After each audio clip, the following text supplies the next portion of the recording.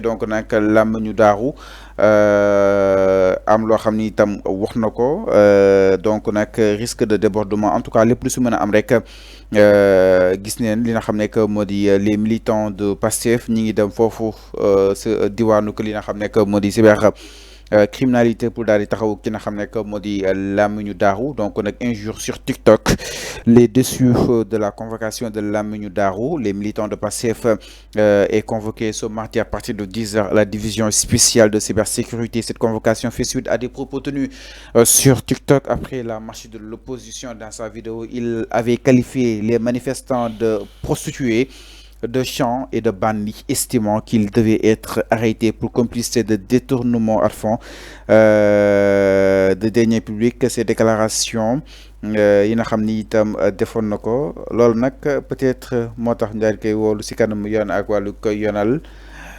alors Arfan là c'est grave naka na daal di jàngatee li nga xam ne que moo di kaddu yi jëm si wàllu yi. kaddu wa Làmmiñu Daaru yi suite ak manifestation bu opposition bi doon amal leen si traité de prostituée jàpp ni di leen war a toppi pour détournement exactement waaye itam complicité de deniers publics parce que ñooñu mun ñoo défendre sàcc yi ñu leen di seetaan bu baax. si oui xalaatam la joxe. moo tax ñu wóolu ko xalaatam la joxe ah. Arfan loolu mais bu waxee loolu ba ñu convoqué ko du da nga ne dañ ko convoqué. waaw mais c'est forcé. Si on dit ces mots là dans l'espace public. mais autorités yi suñ ko déggee ay prostituées ay xawma lan ay tout ça. ñi demoon marché bi ay prostituées est-ce que loolu nga war a wax. Est-ce que war nga wax lolu justice moy xol parce que les officiers de police judiciaire sont regardants dans les réseaux sociaux, ils regardent toutes les émissions, la police regarde les émissions, la justice regarde toutes les émissions. Bu fekkee da nga tok ci plateau di wax lu la neex di raconter di n'importe quoi wala d'utiliser des mots yo xamantene contrairement aux bonnes mœurs. Mais dañ lay convoquer tout simplement. C'est très normal. Ben, c'est normal. C'est normal. Même si tu n'es pas d'accord ci marche bobu, il va falloir utiliser un jargon bien adapté aux questions de mœurs. Maintenant, quand tu utilises un jargon c'est pas adapté aux mœurs, dañ lay convoquer. Dañ lay convoquer pour des questions de mœurs. Tu devais pas utiliser ces mots-là. Ça a toujours été comme ça. On ne défend pas des gens qui ont débordé. Non, on défend la vérité. On défend la réalité. C'est comme ça. Même les souteneurs des gens là, j'ai dit que c'est pas normal. Quand des personnes sont arrêtées pour supposer des détourneurs de deniers publics, on ne doit pas les défendre. On ne doit pas organiser des marches pour réclamer la libération des gens qu'on a arrêtés. Qu'on a arrêtés sur des détournements de deniers publics. Mais Karim, mën na tontu. De toute façon, moi, je suis pour tontu. Karim, ëppul nit ñi xam-xam. Nu mu amé xalaatam nit ñi non lañu amé sen xalaat. Il faut respecter aussi les avis des autres. Il faut pas dire que Karim xurum xak lepp lu mu def mo baax. Mais Karim n'a pas de défaut. Ñaata yoon non mais il faut arrêter. Karim est-ce que xamna lu muy xex réellement mom xamul lu muy xex mais lu mu amé sañ-sañ répondre les gens non la nit ñi amé sañ-sañ répondre ko mom Karim mais c'est quoi on est dans l'espace public c'est quoi si Karim est là pour répondre des gens les autres aussi vont le répondre c'est la même chose parce que fi le débat contradictoire est là ku nek mën na joxe xalaatam c'est quoi c'est tout à fait normal. On n'a pas dit que oui, c'est Karim seul qui a le droit de le dire. Ou bien c'est Karim seul qui a le droit d'organiser des marches. Karim, il y a des... Alors, mais avant, débat avec Karim. D'accord. Oui, c'est xarit la. D'accord, suñu xarit la. Mais aussi, bu djumé dañ koy yow ya ma duggal ci wax Karim parce que yow ya ma ne Karim tonto na len. Motax ma ñew ci Karim yow ya ma duggal ci Karim. Alors, c'est juste pour wax ci la marche. Il faut organiser des marches yo xamantene dafa amal njëriñ askan wi la cherté de la vie. Non. Mais avant on est dans marche bu ñu organiser kérok amalu li njëriñ askan wi. C'est des politiciens la amal njëriñ. pour nga organiser marche bu amal njëriñ askan wi, tu vas parler de la cherté de la vie, tu vas parler de comment dirais-je, les préoccupations de la société, ce qui préoccupe de plus la société. Mais tu ne me parles pas des marches où on va dire libérer Farba, libérer Diou, libérer Diou, libérer Diou, en sachant que nous yoon la ñuy amal affaire, yoon moo leen épinglé ci ay rapport ba ñu juger ba ñu yóbbu leen ci kanam yoon. Et vous organisez des marches pour dire que mais Karim boobu si ginnaaw ci régime Macky Sall moom moo fi doon wax ni ñoom Farba ay sàcc lañu. Karim c'est le même Karim Xrum Xax moom moo fi doon wax ay ñoom Farba ay sàcc lañu tey mu ngi wër di baalu. Ça c'est le ridicule qui ne tue pas. C'est le ridicule qui ne tue pas. Karim mu ngi wër di naan diw baal ma ak yow yaa fi doon taxaw di naan ñooñu yëpp ay sàcc lañu.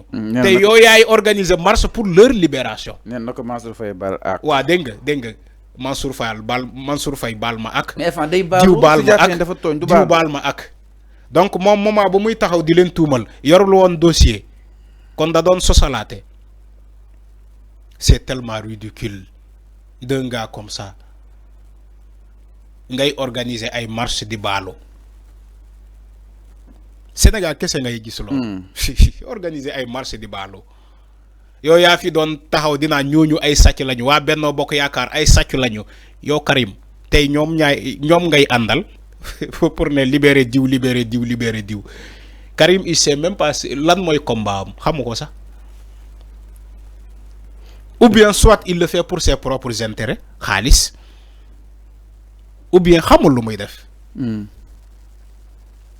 Alors mi ngi noonu exactement par rapport ak li nga xam ne que moo di mbiru làmmiñu daaru donc nag tey jii wóolu nañ ko si kanam yoon ak wàllu yoonal exactement enfin ñi si titre risque de débordement parce que gis neen waa Pastef tel fa assiégé exactement naka na ko daal di jàngatee waaye itam lan nga war a mën a jàpp ni moo doon li nga xam ne que moo di dal ànd ak dal surtout par rapport ak loolu. lan la.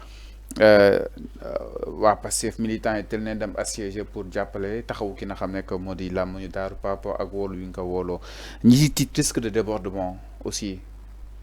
non man je ne suis pas d'accord de ça.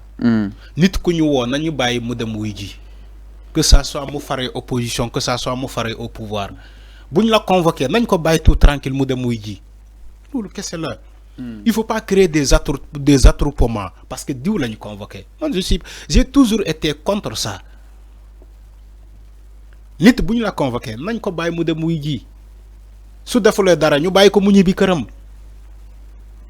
mais munoo ko bañal ñi après yow nga def ko ça ne se passe pas comme ça. lii laay wax Fallou sama xalaat laa joxe. dama ne munoo ko bañal ñee ci opposition bi ba pare yow nga bëgg ko def. bu ñu convoqué nit bàyyi leen ko mu dem wuy ji bu wuy jee léegi bu justice bi waxee après ngeen soutenir ko ngeen jàppale ko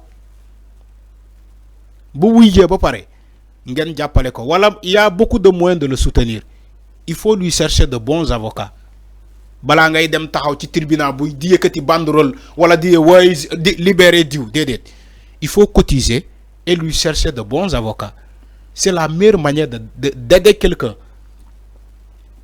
balaa ngay dem tribunal créer fa ay attroupement parfois police dóor ay lacrymogène parfois gendarmerie ñëw jaay leen doole loolu jaru ko. Il faut cotiser et lui chercher de bons avocats de très bons avocats ñu koy défendre jeex na c'est comme ça qu'on défend une personne. yàgg naa ko wax fii ci ñoom Farba ñoom Tahirou Sarr ñoom ñëpp leur souteneur ñi taxaw di organiser ay marches di dépenser xaalis pour organiser ay marches Fouta ma ne leen loolu yëpp Mumbai la jaru ko. gis nga xaalis bi ngeen di dépenser nii di yóbbu ay car fii yóbbu leen Fouta pour ñu marche pour la libération de Farba il faut plutôt chercher de bons avocats à Farba loolu kese la. jël leen xaalis boobu ngeen fay ko ay avocats yu baax ñu dem défendre dossier boobu loolu la ñuy def mais pas ay marche créer ay attroupement. Tu peux pas faire la pression au niveau de la justice faalewul la sax. Justice daf la faalewul ces marches là ñoom donc da nga jàpp ni c'est une façon de leur faire une pression. Non, mais quand on organise des marches pour demander la libération de Diou ak Diou, Massamba Mademba, alors c'est pour mettre la pression alors au niveau de la justice. non, exactement par rapport te yow boo defee la justice du la xool. alors justice faale wala sax. par rapport ak mbiru làmmiñu daaru nag donc tey des na ko daal di xaaral nii si kanam yoon ak wàllu ki yoonal la décision des na si daal ñëw si nu mu gën a yaatoo et après cette émission directe vous sera réservée depuis la cybercriminalité pour suivre exactement l'évolution de cette situation. Macky Sall au poste de secrétaire général de l'ONU, itam du côté de la régie